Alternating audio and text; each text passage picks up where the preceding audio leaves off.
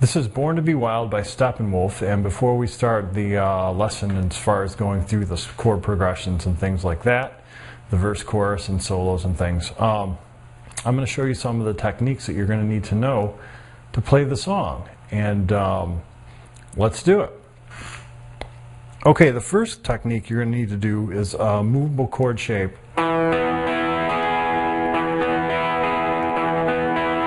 looks like this. It's a bar chord where we're going to put our third finger across the fourth, third, and second strings, and we're going to kind of flop it over, hyperextend it. And then our first finger is going to come over to the fifth string. And right now I'm doing it on the 7th fret. I've zoomed in kind of close here so you can't see the frets over this way, but I wanted you to see my hand a little better, so just trust me, we're on the 7th fret. And that's going to be the first chord of the song. It's an E chord. The other bar chord we're going to need to know looks like this. And the way we construct that one is we use our first finger across all the frets here.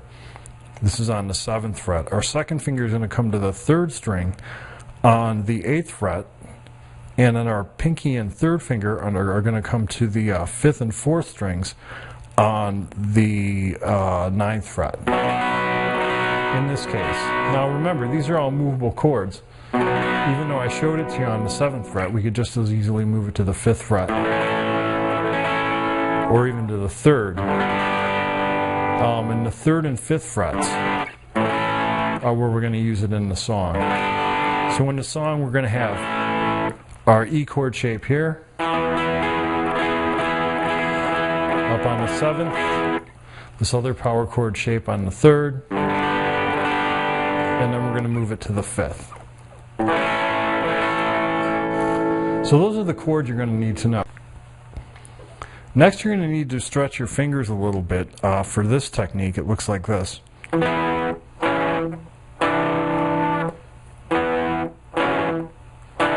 Kind of a tricky maneuver. You have to stretch your pinky all the way up to the 12th fret on the 4th string while maintaining this position here with your 3rd on the 9th fret across all these. And that's the part of the song that goes like this.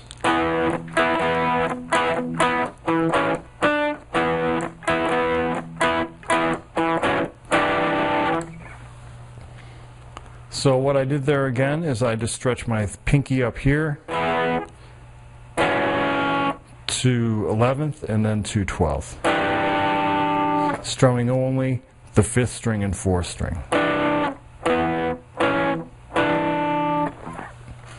So there's the other technique we're going to need to know.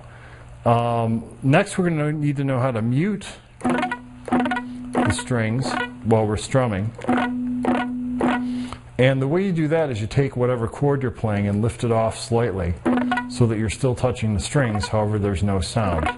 And then when you need a sound, you press it down.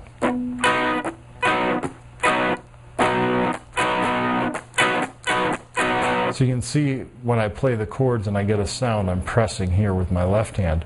When I don't press, I get a mute. And that's useful for this little part.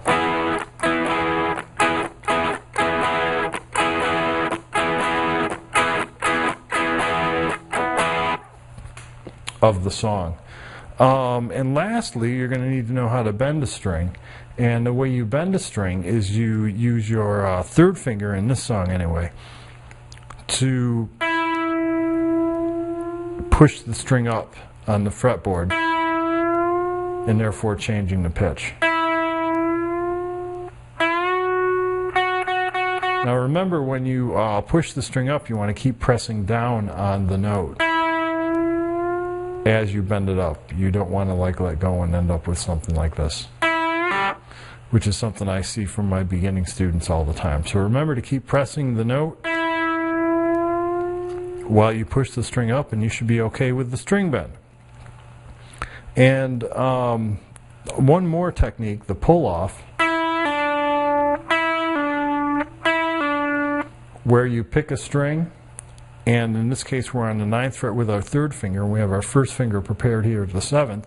And then we just pull our finger off to produce the next note without picking. See here, I pick, pull, pick, pull.